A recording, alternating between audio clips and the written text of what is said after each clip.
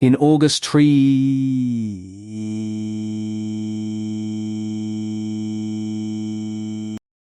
Not Toyota.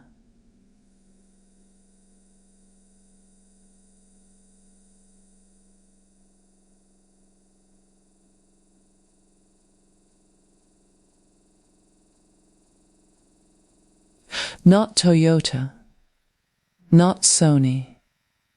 Not Nintendo. He'd bought into Mitsubishi, Mitsui, Itochu, Marubeni, and Sumitomo. 5 old, sprawling, opaque conglomerates with roots stretching back to the feudal era. Companies that trade everything from iron ore to frozen pork bellies to satellite components.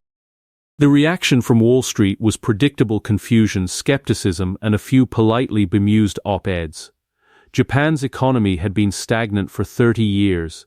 These companies had nearly gone bankrupt in the 1990s. Why on earth would the Oracle of Omaha park billions there? By early Maisen Arsalu, Fortune magazine had the answer. Buffett's Japan bet had earned Berkshire Hathaway $6 billion in profit over 6 years. The 5-company portfolio, now worth over $1 billion, had delivered returns between R50 pan par and Hunbaiv goiti pant, and Buffett, along with his successor Greg Abel, said they planned to hold for 50 years, possibly forever. This is not a story about Japan being cheap. It's a story about a business model so old, so uniquely Japanese, and so misunderstood by Western investors that it generated one of the greatest international investments of the 21st century. Let's start with a Stardol handbook.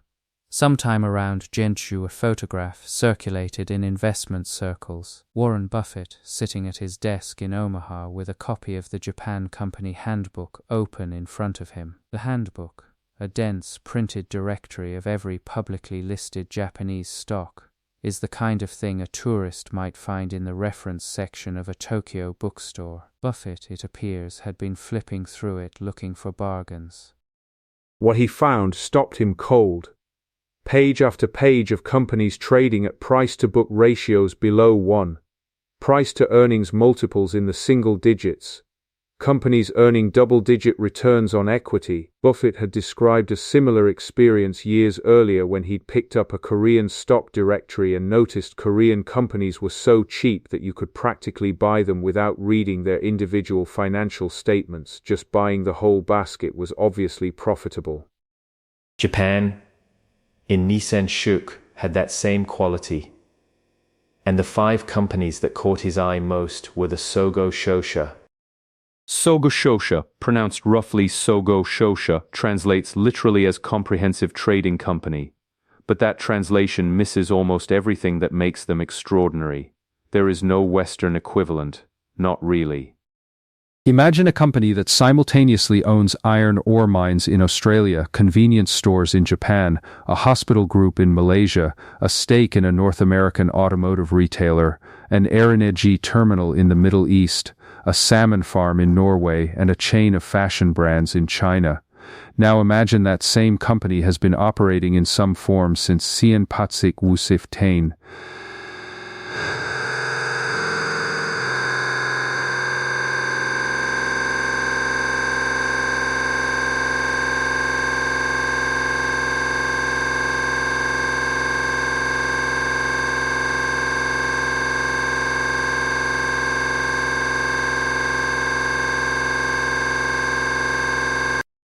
The other 4 are similarly mind-bending in their breadth. Mitsubishi, not the car company but its corporate cousin the trading house, handles everything from food distribution to aerospace components. Itochu owns Family Mart, Japan's second-largest convenience store chain, and has significant stakes in Chinese consumer brands. Marubeni is a major player in grain trading, power generation, and real estate. Sumitomo has deep roots in copper and infrastructure finance. The old joke in Japan, and it's not entirely a joke, is that the sogo shosha deal in everything from noodles to satellites. More precisely, their individual product catalogs each contain between 10,000 and 20,000 different goods. They operate in 60 countries or more, and at their peak in the post-war decades, the five major houses collectively handled more than 50% of Japan's exports and 75% of its imports. So how did something this large and this important become so cheap? To understand why Buffett found these companies undervalued, you need to understand where they came from, and that story begins not with commerce, but with catastrophe. Japan's sogo shosha trace their origins to the zaibatsu, the great family-controlled industrial conglomerates that dominated Japan's economy from the Meiji era through World War II. Names like Mitsubishi, Mitsui, and Sumitomo were not merely companies, they were economic ecosystems. Each zaibatsu had its own bank, its own trading arm, its own manufacturing companies, its own shipyards, all bound together by family ownership and a single holding company at the top. When the Allied occupation forces arrived in Senjōbai Sishiwu, dissolving the zaibatsu was one of their first priorities. They broke up the holding companies, sold off the cross-shareholdings, and banned the founding families from participating in business. The trading arms, the shosha, were spun off as independent entities. But here's what happened next. Japan needed to rebuild. It had no natural resources, no oil, no iron ore, no significant coal deposits. It needed to import everything and export the finished products it could manufacture. And the old trading networks, the expertise, the relationships, they still existed scattered across the former zaibatsu structures. The trading companies reassembled themselves around the only tool they still had in common: relationships. They couldn't own each other through a central holding company anymore, but they could own small equity stakes in each other, share directors, and do business together. This new, looser structure became the keiretsu, a word that roughly translates as group or series. Think of the keiretsu not as a legal entity but as a relationship network. Toyota has its Toyota Group Keiretsu, with hundreds of suppliers that hold Toyota stock and whose boards include Toyota-affiliated directors. The Mitsubishi Keiretsu includes Mitsubishi Corporation, the trading house, Mitsubishi UFJ, the bank, Mitsubishi Motors, and dozens of other companies, all loosely affiliated by history, cross-shareholding, and the tacit understanding that in a crisis, the group takes care of its own. The sogo shosha sat at the center of these keiretsu networks. They handled the procurement, buying raw materials on global markets. They handled the logistics. They provided trade finance. They absorbed the foreign exchange risk so the manufacturers didn't have to. A Toyota supplier in rural Aichi prefecture didn't need to know anything about trading iron ore futures in London. That was Mitsubishi Corporation's problem. This model worked extraordinarily well through Japan's high-growth decades, the 1950s, 60s, and 70s.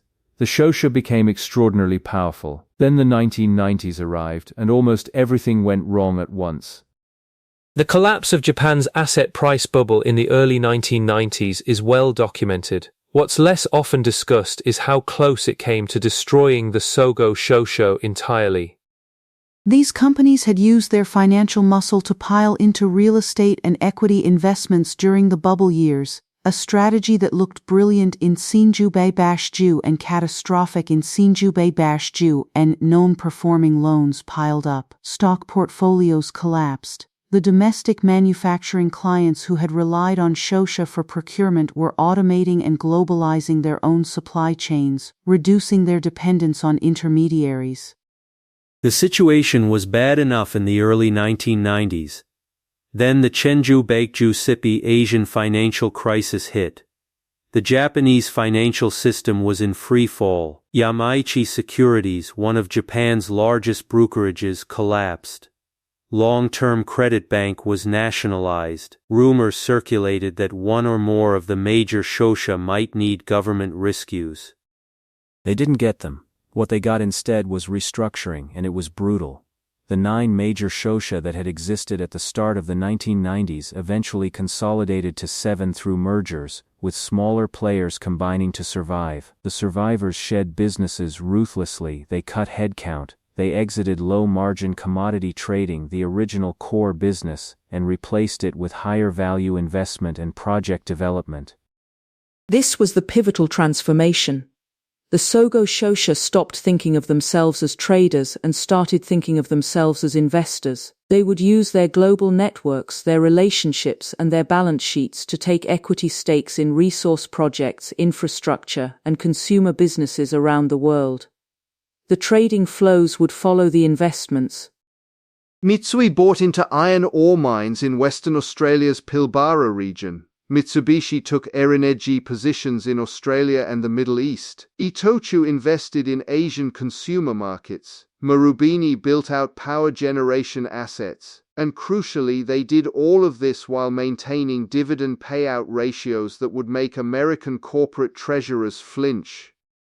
By the time Buffett started flipping through that handbook in Nuyten, the shosha had spent 2 decades quietly rebuilding. Their balance sheets were clean. Their dividends were reliable. Their businesses generated cash across an extraordinarily wide range of global industries, and yet Western investors still saw them through the lens of the 1990s, as legacy trading houses in a stagnant economy.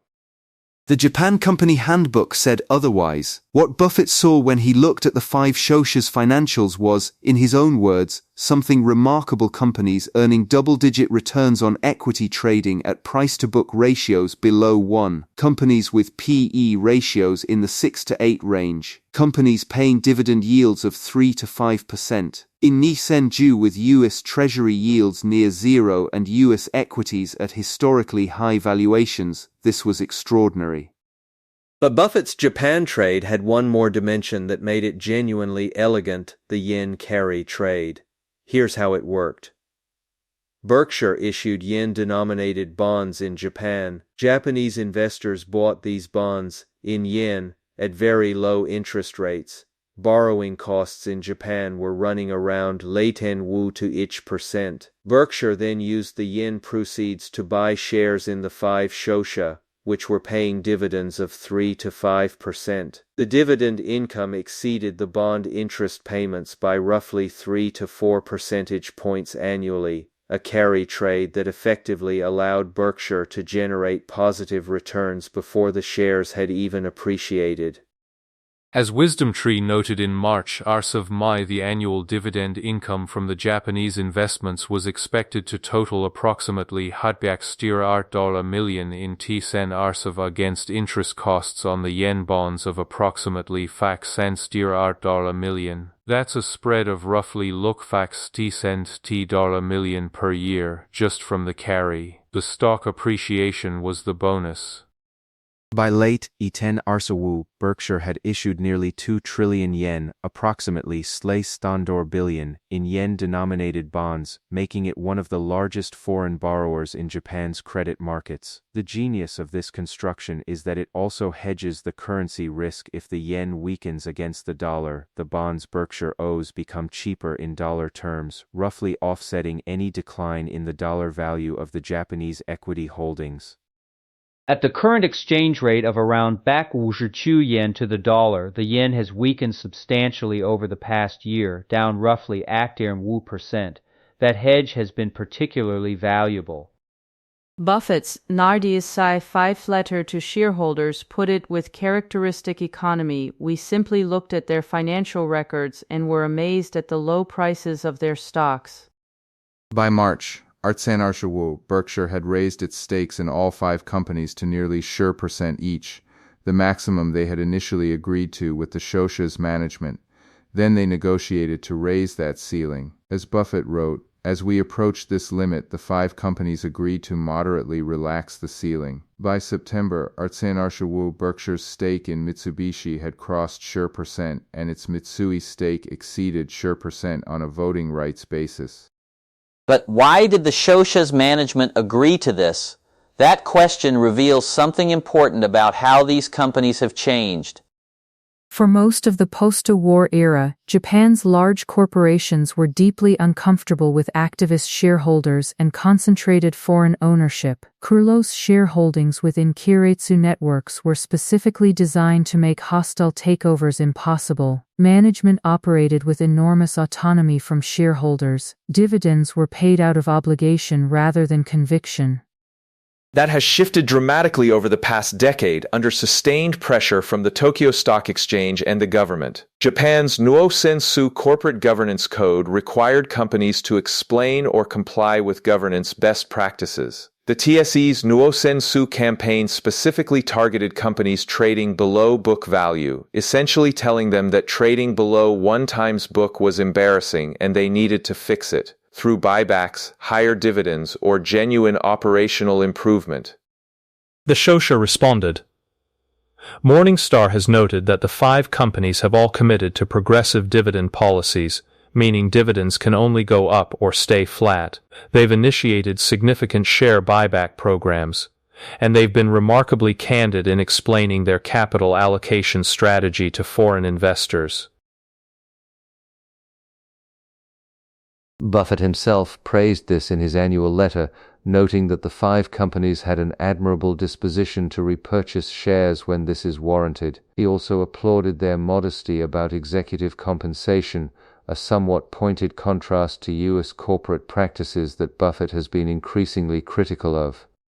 When a company with Berkshire's profile endorses your management philosophy and commits to holding your stock for 50 years, it changes how other investors see you. The trading house's shares rallied between 7% and 4% from Berkshire's initial purchase price to late 4%.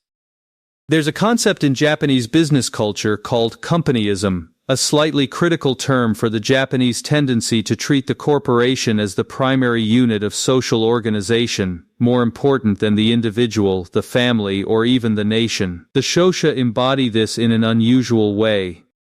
These are not companies that exist to maximize returns in any given quarter. They are, in a meaningful sense, designed to last. Mitsui can trace a direct lineage to Senrokubaku sister Sendent Sumitomo began as a copper refining business in the early 1600s. These organizations have survived the Meiji Restoration, 2 world wars, military occupation, asset bubble collapse, near bankruptcy, and 30 years of economic stagnation. They've outlasted every Japanese government, every Bank of Japan governor, and almost every other company in their industries. This longevity is not accidental. It reflects a particular organizational philosophy, diversification as insurance against history. No individual business line is so large that its failure threatens the whole. No single market, country or commodity represents an existential dependency. When one sector collapses, and over the course of backwoods years many sectors collapse, the others sustain the organism. Buffett has built Berkshire Hathaway on a similar logic. Berkshire is, at its core, a collection of uncorrelated businesses that generate cash even when individual units struggle. The insurance float funds long-term investments in railroads, utilities, consumer brands, and financial companies. Berkshire doesn't need to predict the future, it's structured to survive any version of it. When Buffett looked at the sogo shosha, he wasn't just seeing cheap stocks. He was recognizing a kindred organizational philosophy that had been proven over a much longer timescale than Berkshire itself. As he told shareholders, they operate in a manner somewhat similar to Berkshire itself. The post-Buffett chapter of this story has already begun, and it's worth paying attention to. Greg Abel officially assumed the CEO role from Warren Buffett on January 8, 2006, the most anticipated management transition in American corporate history. One of Abel's first major international moves was the announcement of a multi-billion-dollar strategic partnership with Tokio Marine Holdings, Japan's largest insurance group. Berkshire acquired a 10.2% stake in Tokio Marine worth approximately $10 billion at current prices. This is significant for several reasons. It suggests that Abel views Japan not merely as a value investment that Buffett happened to find, but as a strategic pillar for Berkshire's long-term global portfolio. Insurance and investment are the twin foundations of Berkshire's model. A deep relationship with Japan's largest insurer opens doors that no financial model can fully price.